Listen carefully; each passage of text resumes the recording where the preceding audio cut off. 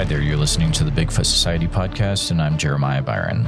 Every week I talk to individuals who have experienced Sasquatch in some way or another, so you won't want to miss an episode. Make sure you're subscribed on the platform that you're listening to, and share this episode with a friend. It does not cost a thing, and it helps the show continue to grow. If you'd like to hear Bigfoot Society episodes early and ad-free, you can do so by becoming a Patreon supporter or a YouTube channel member. Links to those are in the show notes. In Bigfoot Society, I've taken far too much of your time so far, so let's get on with the show.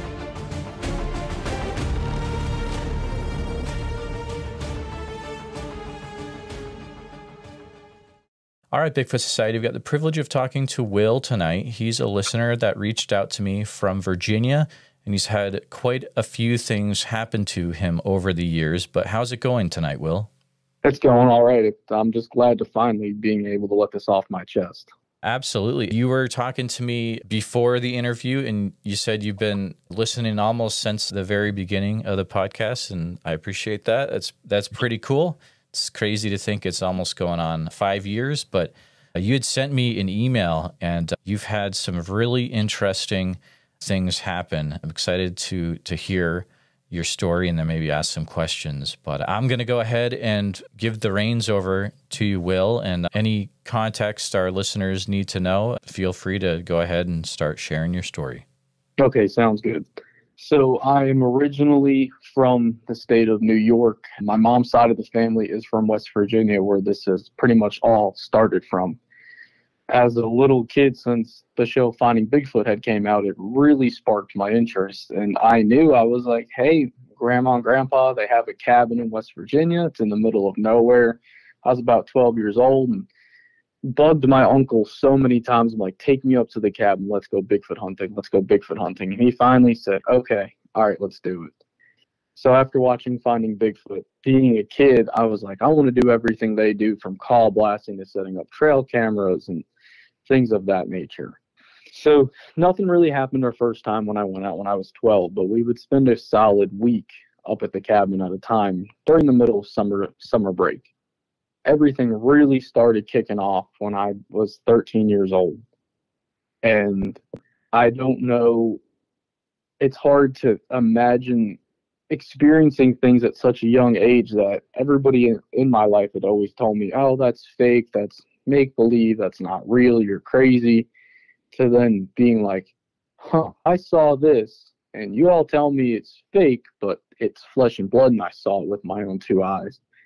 So the first thing that had happened was me and him got up to the cabin. It was just a normal kind of hot day in West Virginia. We unloaded a bunch of stuff, and my uncle had this big Bluetooth speaker, and we were going to do call blasting. So we had stayed up pretty late, probably about 1 or 2 o'clock in the morning, just blasting calls off the front porch of the cabin. And really didn't hear too much, nothing out of the ordinary the first night we were there. And the second night we decided, hey, let's go camping. We'll set up a trail camera. We camped around the property that night. And that's when things started more peaking and popping off. I don't know if it's because how the cabin was set up that things didn't really want to go around it. And my uncle had these ideas, let's do wood knocks. That night, which was the second night we were there, he started popping off wood knocks on the tree. Everything was pretty quiet to start, and he had gotten up, and sorry, Jeremiah, it's just a lot to think back on and finally be able to talk to. He had gotten up to use the bathroom, and I heard him get up, and it wasn't nothing out of the ordinary for him to get up and hear somebody walk away. And he came walking back. I heard him get back in his tent, and it was probably a good 20 minutes later. Being young in the middle of the woods, it's hard to go back to sleep after you hear somebody get up. And I had known that he was laying down, and all of a sudden it just sounded like something on 2 feet was just pacing around where we were camping at. And I tried to wake him up, and I didn't really want to yell or anything, and I was freaking out. And I was like, hey, wake up. And I didn't get any response out of him, and eventually on that night I just heard whatever it was, it just walked away. And I finally had fallen back asleep, and I woke up in the morning and I ran up woke my uncle. I'm like, did you hear what was going on last night? Did you hear that? And he's just like, no. I was like, dude, something's completely walking around our camp.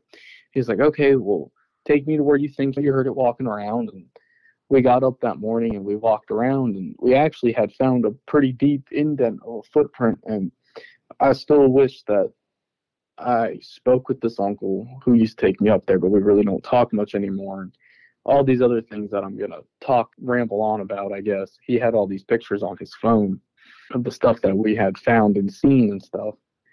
But he had a picture of the footprint, and the only kind of crappy part was there was only one that we could really find. And then during the day, we had went back to the cabin, and we were talking about it. And we were both excited, but at the same time, he wore a size 13 boot, and it was bigger than his boot. And I looked at him, and my uncle's not the type of guy to get nervous, but he was just like, he was always on the spectrum of, I don't know if this thing's real, but hell, this thing is probably real.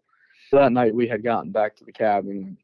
Nothing really took too much place during that time, during that trip, other than I just heard something just pacing around us, and we kicked it back at the cabin for the rest of the couple days we stayed up there. And it was kind of like a lot of things led up to me not going back to the cabin, which I haven't been back to that cabin since I was 16, and I refused to go back. But anyway, so the next summer that we went up there, this is when things started to get a lot more uppity with activity, and it was a lot more rampant. I don't know if I don't know. It was just got a lot different. During that summer when I was 14, we always went up to the cabin at the same time. And during this time, things just got more intense. So we got up there the first night. It was pretty quiet. But the second night, we started just cooking over an open fire, and we were just hanging out, being loud and rowdy. The sun started to go down a little bit. We always cooked over the open fire when we were there because we didn't have a grill or anything up at the cabin. And it has a tin roof. So we started hearing just like little tings off the tin roof. And it sounded like something was throwing rocks. And he looked at me and I looked at him, and I was like, huh. I took a rock and I threw it back up there, and then it just started progressively getting louder. It wasn't like repetitive where it was like ting. It was like you hear like ting, and then it'd be like 3 or 4 second pause, and then you hear like another ting. And that's when it was just completely out of the ordinary. We both looked at each other and we're like, that's not natural. What would be up on the side of this mountain just throwing things and perfectly hitting this roof? Now, I say it's a cabin, but it was just really one of those big double-wide trailers, but it was on the nicer end. And I started throwing rocks back after we would hear rocks, and all of a sudden, it was just like this bam on the top of the roof.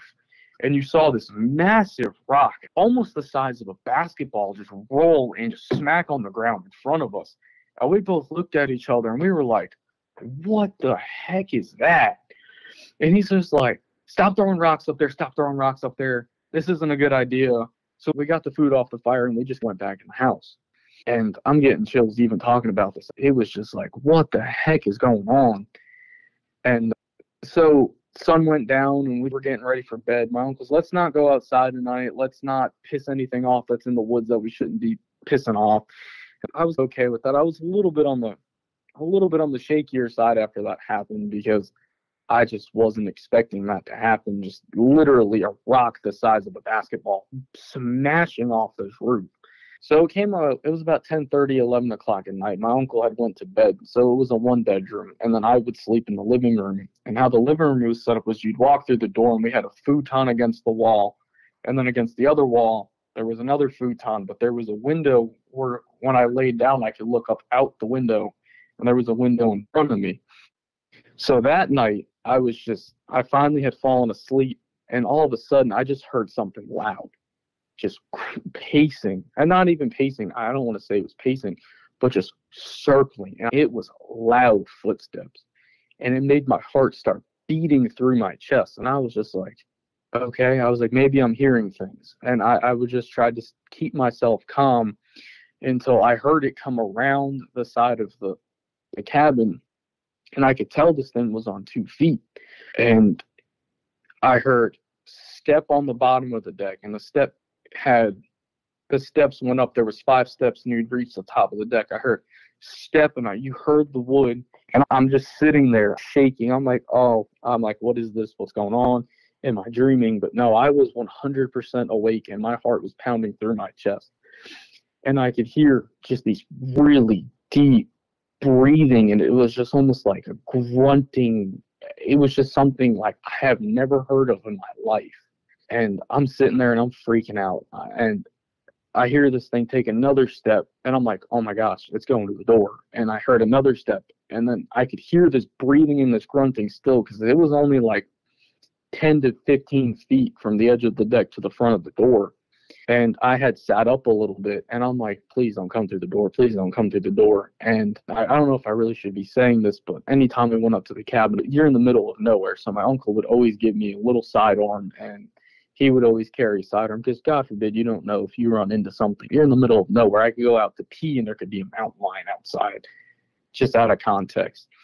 So I hear this thing at the door, and I just hear, it sounded like it grabbed the door handle, and it just jiggled a little bit. So I laid up, and I had this sidearm on my chest, and I was sitting there. I'm like, please don't come through the door. We're going to die if this thing comes through the door. I'm hyperventilating. I hear the door jingle, and then it stopped. And I just heard like a smack, like it jumped off the other side of the deck. And I just heard it pacing off into the woods. And at that time, I had noticed that my uncle had woken up, and he came running down the hallway. So I don't know if he had startled this thing when he came flying down the hallway, or if it was just curious and just wanted. We only went up there for a week in the summer and 2 weeks during hunting season. So I honestly don't know what was going on. And we woke up that next morning, and again, but this time we were able to see a footstep, and then it was like a 5 to 6 foot stride into another footstep. And then off the other side of the deck, we were able to get 3 footsteps to where it jumped off the other side of the deck. You could see where it hit the ground with 1 foot, another foot, and then straight into the woods. And that really still eats at me to this day. Sometimes if it clicks in my mind at night, I still have trouble trying to sleep. And then this is hard. Some of this is hard to talk about. And then the following night, me and my uncle decided to stay up. We decided to stay up till 1 or 2 o'clock in the morning. I can't remember. And we sat on that deck, and he had his AR-15, and we just waited, because it freaked him out just as bad as it freaked me out, I think.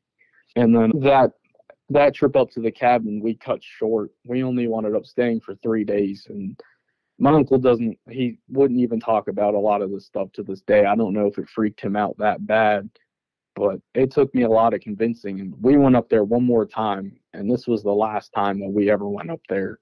I don't know if he's ever been back up there. I know my grandparents are trying to sell the property, and they've been trying to sell it for years now. So the third time, which was the last time we went up there, which was the following year, it just like everything.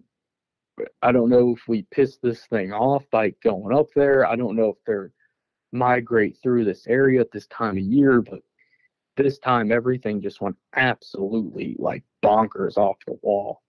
So there's a long driveway to get up to where the cabin is, and in the middle of the road, and I wish I still, like I said, I had these pictures. I might be able to get them and email them to you. There was a tree branch, broken off, snapped off, perfectly healthy tree. And this branch was really wide, and it was placed right in the middle of the driveway to go up to the cabin. And my uncle looked at me when we saw that, and I was just like, we're already here. It's an hour and 20-minute drive from the house. We both enjoy going up here. Other than the stuff that happens, we used to have a good time going up there. I said, let's just try to stay a couple days. If we get freaked out, we'll just go home. And he's like, all right, that's a good idea. So we moved this tree branch out of the road, and just instantly when we got up to the cabin, I just got this feeling that something is just there. And I can't express this feeling, and I didn't want to say anything to him. And we got everything packed in the house, and we decided all right, we'll stay the night. So the first night, we just did our normal thing. We went outside, we cooked dinner, nothing happened, nothing hit in the house or anything crazy. And so the first night, we kept everything pretty calm. The second night, same thing. We just went hiking. We hung out around the cabin. We just made a bunch of noise, cooked food, hung out, nothing too crazy.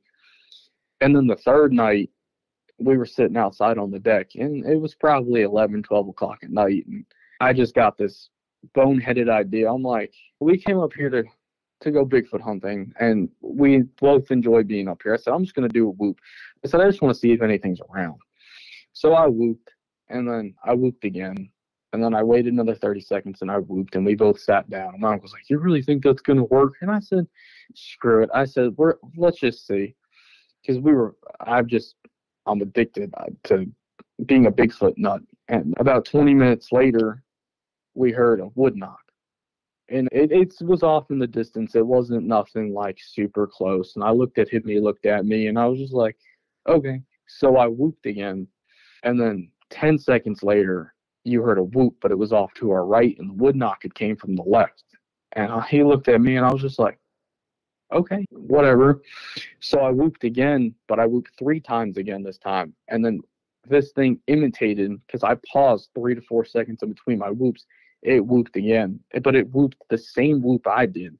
And then I was just like, okay.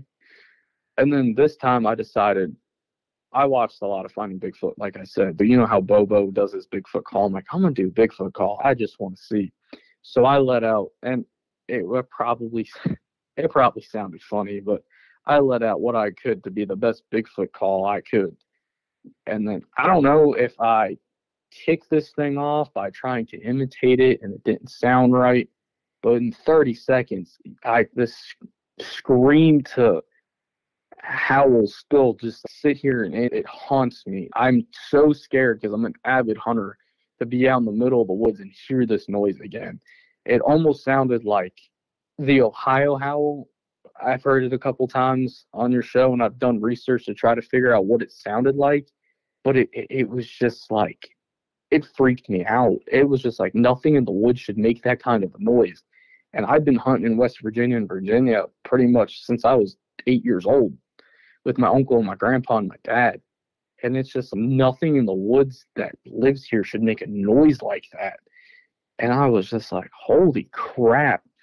And then the rest of that night, we would hear whoops and stuff back and forth. And I don't know if we just pissed everything off in the woods that night, but it was crazy. He used to have, it was crappy audio because it was in 2015 on his phone, but we used to have audio to where you could almost hear these, like you could hear it faintly, and it was just absolutely insane. And I wish I had a way to imitate these noises, but it's just not natural. It still freaks me out to even think about something in the woods that can make noises like this. And so we went back in the cabin that night, and we woke up pretty early in the morning because we were deciding if we wanted to stay. It just sounded like we pissed everything off. And we were up for a good 20, 30 minutes, and we started packing everything up, and we were just sitting down for a minute, and all of a sudden it was just like something ran up to the side of the house, the cabin, and slapped it, and like it vibrated, and we both looked at each other, and he jumped up with his gun and he ran around the house. There was nothing there, but he had a picture where you could see this. It was like almost like an oily handprint slammed on the side of this house. And I mean, I'm getting chills even talking about this, and it was just absolutely insane. And then at that moment, when he came back in the house, he said, "We got to go. We're going." And he took a picture of that handprint, but ever since those things happened up at the cabin, I haven't been back, and I refuse to go back. And my biggest goal was I wanted to find Bigfoot, but I want to leave it alone. I want it to, if he's up in that cabin in West Virginia, I just want him to live happy. I don't want to piss him off. And quite frankly, I don't know if I even want to truly experience all of that again, because it still messes with me sometimes to this day. And when we were leaving the cabin that morning, my uncle swears up and down, and I believe him because he's never lied to me in my entire life, that he saw something 7 to 8 feet tall and black just tucked back in the side of the woods, just peeking around a tree. Now, I didn't see it, but it was just the events that happened up there just still freaks me out. So I had a few questions. It's really interesting. And thank you for sharing what you went through during those summers. I was interested what particular calls you were call blasting. So there was a Finding Bigfoot app that used to be on the App Store where it would have the Ohio Howl, it would have Bobo's Call, it had a whole bunch of different things where you could hook your phone up to the speaker and just blast off of that. Oh, really? I had no idea. That's awesome. Because this cabin, your nearest neighbor is 4 or 5 miles away. It was literally in the middle of nowhere. Okay. And you had no phone service, and it was only landline only.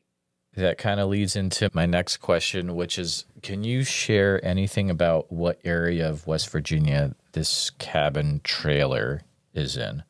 So if people know West Virginia, it's in between it's pretty close to Wardensville, West Virginia. It's just on the outskirts to where you almost go down Corridor H into Moorefield, West Virginia, but it's tucked way back. You can only get up there with a 4-wheel drive vehicle. I don't know what made my grandparents buy this cabin. They bought it thinking maybe like a family summer house, but you can't get up there with a car. It's in Hardy County. There'll probably be a listener that will know about Wardensville. It looks like it's a very small town, about 265 people. You go out of the town of Wardensville a little bit, and then you hook a right, and then you just drive forever. Your grandparents own the cabin trailer, correct? Yeah. Did you ever talk to them or ask them about Bigfoot activity on the property?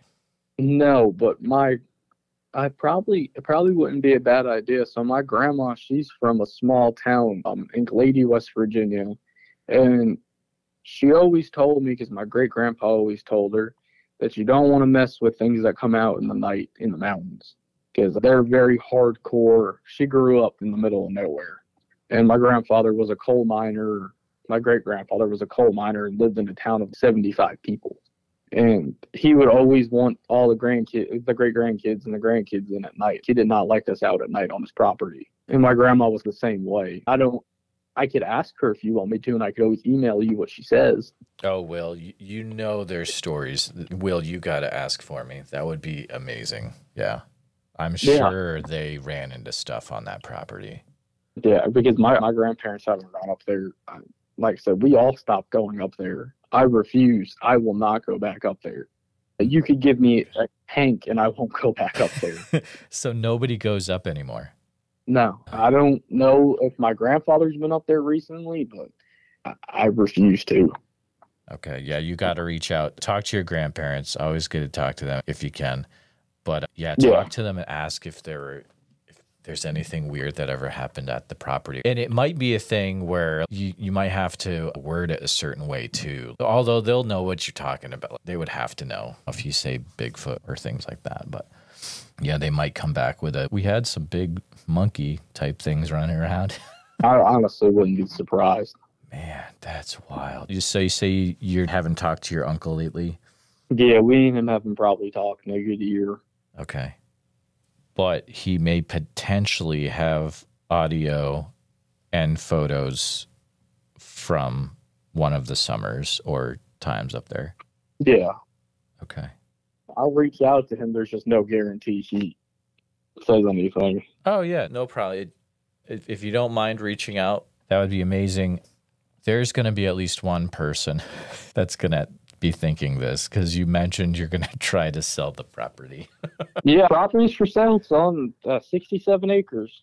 Oh, that's wild. Right near I don't remember the name of the national forest that runs through there. I know there's one big forest that should run through there.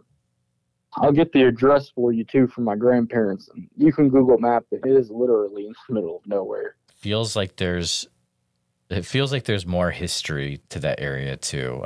I think when you start digging a little bit, you'll probably find something else, I think. Oh, that's wild. You mentioned that your uncle had an AR-15. Yeah, we both always carried 2 AR-15s and 2 pistols when we went up there. Okay, so you were ready to go. Yeah, I always had this anticipation, like, I see this thing, I'm going to shoot this thing. But you know what? I'm good. After the next thing that we talk about, I'm good. You're good. You know what? I don't know what kind of caliber bullet would stop something like this? It's crazy. Any weird smells at any time when you were up in that cabin area? Oh yeah, you would always get like, I mean, I know what a bear smells like, and it was just like, it smelled like a dead carcass mixed with a wet bear. It was Okay. just this funky, weird, nasty smell. It didn't happen all the time. Right. Okay. Gotcha. Any sounds that were out of place that didn't scream like Bigfoot, but you heard it and you were like, that's really weird. That doesn't really belong out here. I've heard whistles before and almost like a tongue clacking noise almost. It's hard to, like a popping noise almost. Any sounds that would make you think, is there someone else here? Sorry, are there other people here? No, I Okay. knew for a fact that if something happened and you were in the woods, it'd be a very hairy situation that you could potentially not make it out of there. Okay. I mean, I know for a fact there was nobody up there. How close would you say the closest neighbor is to this area? It's a long way away. I probably a good 10-minute drive down the road, 15-minute drive to the cabin. Gotcha. I'm not really sure how you kept going back after some of this stuff, man. It's just that I want to see it kind of curiosity. Right. And then after that last thing, I was just like, nope, I'm good. Oh, the oily handprint on the side of the trailer, was it a certain color at all? It was I don't know how to, like, almost like a caramel color, like a caramel, like a really light caramel color almost. Mm-hmm. But I also could have been because the side of the house was dirty or something. Sure. I only saw it off the picture because, like, my uncle really just wanted to go. Like, he was done. My uncle's a big dude. He's 6'1". He's got big hands, and this thing made his hand look small. It shook the side of it, and he was just like, nope, we're done. What kind of food were you cooking out on the campfire? Just bring, like, hamburger meat and hot dogs and sausage patties and bacon. Okay. Gotcha. Anything? So I'm just gonna say some really weird sounds, just for fun. Nothing that sounded like a baby crying. No. Okay. And random like metallic door opening. Anything like that? No. Okay. Cool. Good. But yeah, those are weird. sometimes you would almost hear, I don't want to say it like this, but it was like somebody trying who doesn't speak fluent English. It almost sounded like they were trying to say my name or my uncle's name. We've heard that a time or two, and it just didn't really make sense. You're just jogging things back in my memory, asking questions, and it was just weird. That's really unsettling because it's almost like something could be hearing your uncle say your name or you say your uncle's name and then it's trying to mimic it, right? Yeah.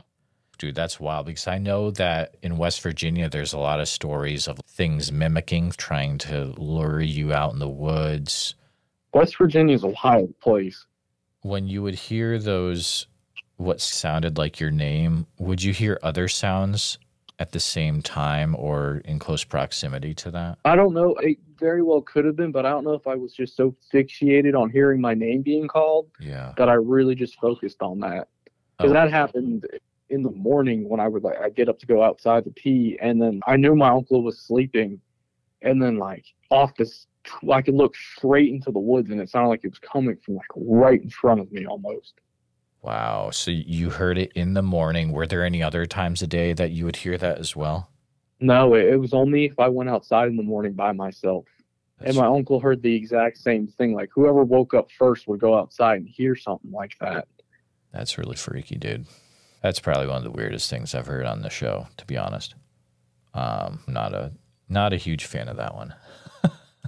It was creepy.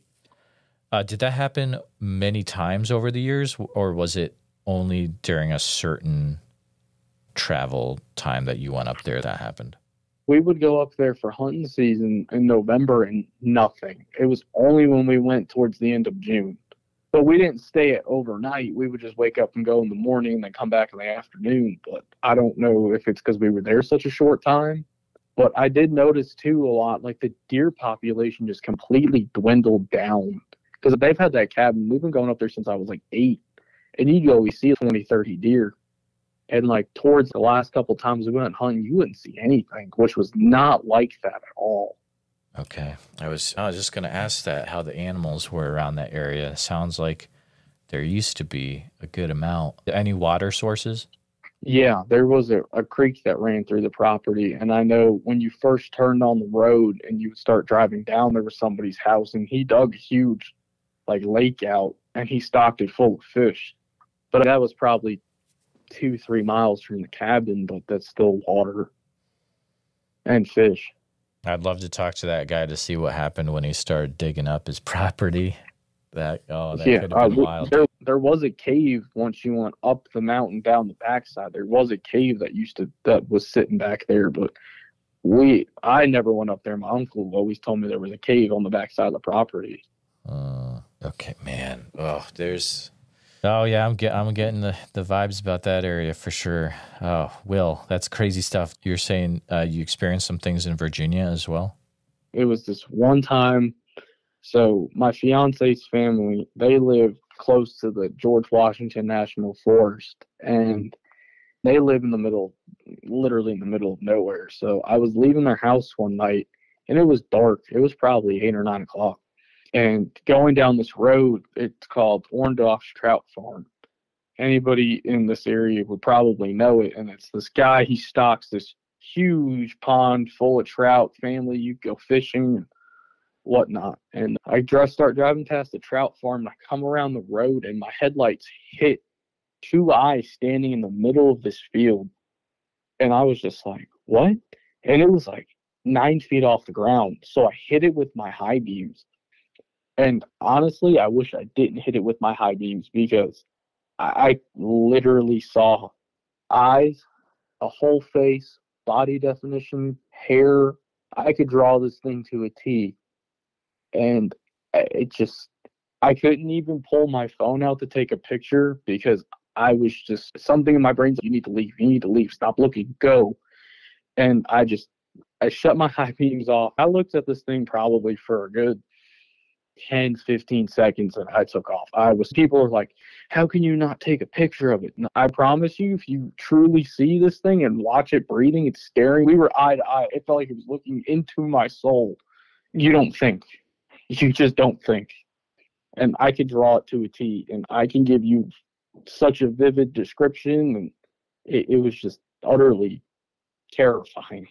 Like, maybe if I had my sidearm on me, I maybe would have gotten out and tried to take my phone out and take a good picture of it, or maybe pull my phone up. But I was so freaked out. I just felt like in that situation, I did not want to die. It just freaked me out. Like, this thing could literally rip my car door off, pull me off, and I'm its next meal. At that point, you're looking face to face with the creature, 15 seconds. Did it then walk away, or you kept driving, or how did that end? I peeled off. Like, I completely stopped in the road, and I was looking at this thing, and it made a move. Like, it gestured to start, like, I don't know if it was going to start walking towards me or walking towards the woods, but I slammed my foot on the gas, and I took off. Like, it just freaked me out. It was only like 20, maybe 30 yards away from the car. Maybe 30 yards. And I always said, I want to get the best picture, the best proof, and not until you're in a situation like that, everything just changes in your brain. Was this something you were able to bring up to your fiance and your fiance's family? No. Her dad thinks I'm absolutely crazy, that Bigfoot doesn't exist, and she is a huge Bigfoot believer, but she just can't hear about it. Like, me seeing it, I guess, versus we watched Expedition Bigfoot on TV together. So I just don't know if she doesn't want to believe it's as close to home as she wants to think it is, or I don't know. Oh, so you start talking to her about how I actually saw one, and she's, I don't even want to. Yeah, I believe you. I don't want to hear it. I don't want to be scared to drive at night from my parents' house. Got it. You said this was near Orndorff's Rainbow Trout Farm? Yeah, Trout Farm. Did you ever go and talk to them about it at all? No, I probably should. And I'm just so scared people are gonna look at me and be like, "What is wrong with you?" I think I'm like crazy. Gotcha. I could literally, it's just crazy. This thing, it's embedded in my brain. I've had nightmares about this thing just chasing me down. Do you mind if I ask a few questions about what it Go is ahead. that you'd I'm seen? all, Okay. Were you able to see a color of if there was any hair on it at all? it dark brown to black. It being at night, it was just I would say very dark brown. Gotcha. Short or long hair? It was like if you hold your arms out, the hair came down like 3 or 4 inches, but around like parts of its face, it had no hair on it. Okay. What parts of the face did it not have hair around? So it looked like somebody who had really long hair in the face, but I could see its eyebrows and its forehead didn't have any hair around the top of its forehead, and then just a little bit below its eyes, like its cheekbone. But the biggest thing that stuck out is how wide this thing's mouth was. Like it looks like it could eat an entire watermelon in one bite. It's almost like the Joker smile.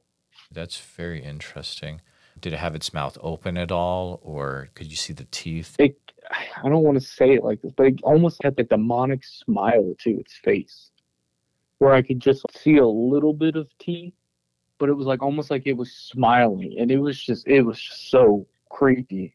It's so hard to explain, but it was just like the way it looked at me with its eyes, and like once I hit it with the high beams, then its mouth opened up a little bit, and I was just like, what? Like I was just so blown away. Like it's crazy. What did it seem to be conveying with its eyes when it was looking at you? It almost felt like it wanted me to get out of the car. Do you know why it would have, or did you get any feeling as to why? I don't know. It was just like part of me. This thing was like looking at me in a way, come out of the car, and then nobody's ever going to see you again. It was just, That's horrifying. it was just, yeah, it was just wild. Can you describe the nose shape? It looked like its nose was pushed in a little bit, but it was like it had like a wider nostril base, and it was like a flat. It looked like almost like a person's nose, but pushed back a little bit and almost flatter to its face with wider nostrils. You're looking at the nose, and then you have the lips underneath. Is there a lot of space between the lips and the nose, or? It had a lot. Like it was like more of a rounded coming down face, and everything was just a little bit more spaced apart than looking at a human's face. Sure. Were you able to see ears at all on the head? No. Okay. Was the hair covering them up, or? Yeah, I would think so. Okay. Were you able to see like a certain shape to the head at all? It almost looked like it came up, not like almost like a pin on the top of its head, but like its head came up and it was just like a little bit like pointy at the top. I don't know how to explain it.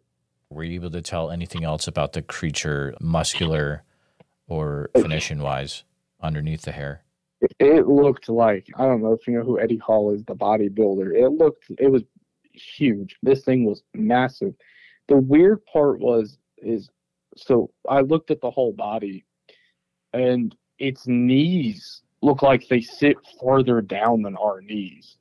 It had very long, this thing was insane. It was huge. It was like looking at a 9 foot tall, like 5 foot wide, like bodybuilder. It was huge. Were you able to see the hands or arms at all? Did you notice anything about them? The hands, so when you looked at the hands, it looked like the center of its hand had hair, but towards the end of the fingers, it had no hair. But it had these insanely long fingers. Like its hands, everything was just like, it was just crazy. Everything was so much more like proportionate. Gotcha. How would you describe the arms? The arms were long, but they weren't like, I know I hear a lot of people say like its hands were down to its knees. They were close, but it wasn't like crazy long arms, but the arms were very long and it was just like very toned, like jack looking arms. Like they were massive. Would you say anything that made you think you're looking at like a male or a female or an adult or a juvenile or anything like that? Honestly, I want to say I was looking at a male just by the pure just size and like how I felt aggression Sure. coming off of this thing. Were you able to see the feet? No, it was pretty much from like the knees up. Okay. You said you had peeled out. At any time did you get to see the creature walking around or moving around? No, I just saw it make that one gesture where I didn't know if it was coming forward or going to its right. And I didn't want to be there anymore. I don't blame you. If you had to categorize what it looked like, say it looked more like a human or an ape, or if you could put it into any category like that, could you put it into a certain category? I'd say it looked like 60 to 70% ape and 30% human. Its hands look like ours. Its face structure is like ours, but everything is just, other than its mouth being so wide. And its eyes were a lot bigger. I will never be able to forget its eyes. It was just like, it's almost like you take two eggs and put it on a face. Oh, wow. And the color of the eyes, it was like a reddish, greenish tint to the eyes, which I could have red eyes, and then my high beams reflecting off its eyes made it look like that. But True. It had tint of red in its eyes. You said it reminded you of an ape in some ways. Any particular ape or just the broad category of ape? I can't remember what it was called, but Dr. Jeff Meldrum talks about them all the time. The giant ape, it reminds me a lot of that. But it just, looking at it, it didn't talk to me in my brain, but it had some higher form of intelligence by just looking at it and gauging what's each other's next motion going to be. I felt like it planned out how I planned out. If this happens, I'm going to do this, but if this happens, I'm going to do that. Almost like it was playing a weird game of chess with you, sounds like. Yeah, it was like, it was trying to plot my move while I was trying to plot its move, which is just terrifying because nothing in the woods should be like that smart, in my opinion. Right. Did you drive back to the same area ever to take a look at it? Yeah, so I actually had gotten my buddy who I used to work with involved, and he was about 6'4", and he's a Bigfoot guy. And I had him go stand in that exact same spot, and I turned the car around and drove down the road, and he was just nothing size-wise compared to this thing. It took me a good 2 weeks to go back to her parents' house because I just was like, I don't want to see this thing again. What happens if it's standing in the middle of the road when I leave this time? Not a thing that you want to have around your fiance's place. No, and Sure. I go hunt. Her dad has 100 acres, and the property at George Washington National Forest is maybe half a mile from where I saw this. Maybe. Because her parents' property butts up to the National Forest. It is not surprising. I know it's a very large forest, right? Yeah. I've talked to a few people about things they've encountered in somewhere around that forest. They had to be a little vague, but I'm not surprised at all that you had that sighting. Your fiance's father is not into Bigfoot at all. Have you ever asked him if he's experienced anything out of the ordinary while hunting, though? See, that's what I was going to say. All I right. think he has, but he's too scared to talk about it. Because this man literally grew up in the mountains of Pennsylvania and hunted his entire life. And all of a sudden, he doesn't like hunting by himself. He will not go back out in the woods. He will not hunt by himself.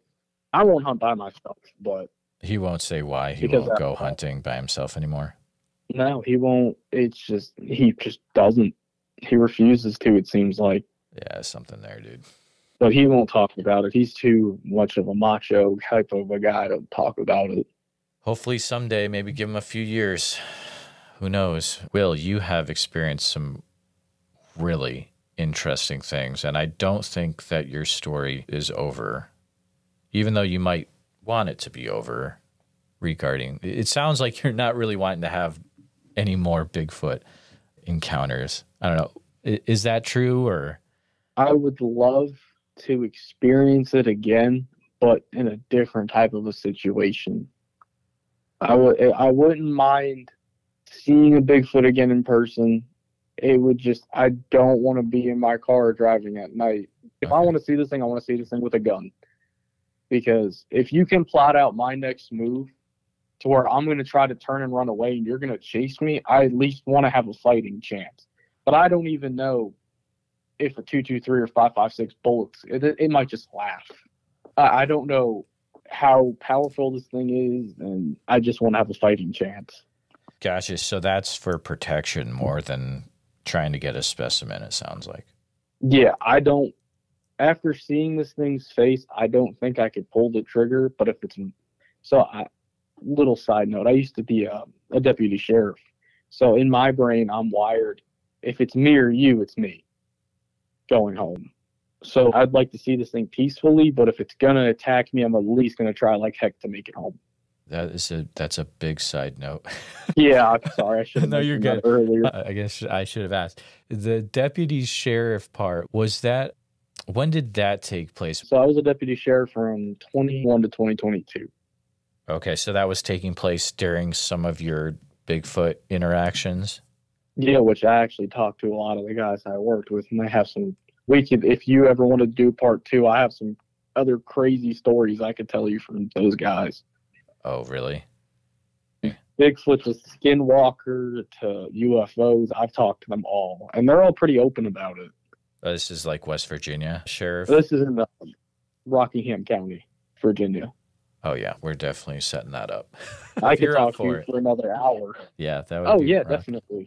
Yeah, we will definitely set that up because that sounds like it could be very interesting for sure.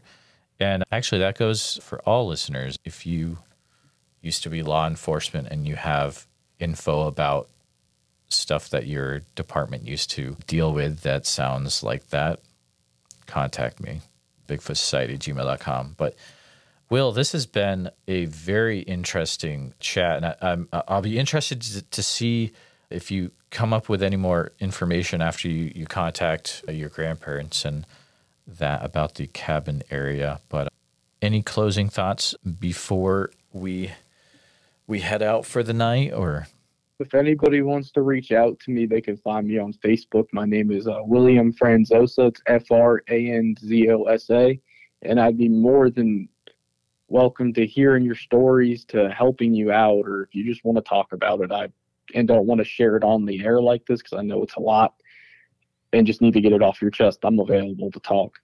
That's great. And the cool thing about Will is that he's had that face-to-face interaction. He will definitely be able to relate in different ways for sure, as I have yet to have that. Will, it's good to talk to you, and it's been a little bit of time coming for us to chat, but I'm glad we were finally able to chat. Thank you so much for coming on tonight. Definitely. Thank you. Here at Bigfoot Society, our goal is to provide a platform for those that have encountered Bigfoot to share their encounter in a safe environment. But we need to hear your story. If you've experienced something that you just can't explain, please send me an email at bigfootsociety@gmail.com. Then we can start the conversation. And I know a lot of you have not shared your encounter at all. It's been 20 years, and it's time that you get this off your chest, and then you can get some well-deserved rest, because I know you haven't been sleeping. I understand what you're going through, and I appreciate every one of you listening.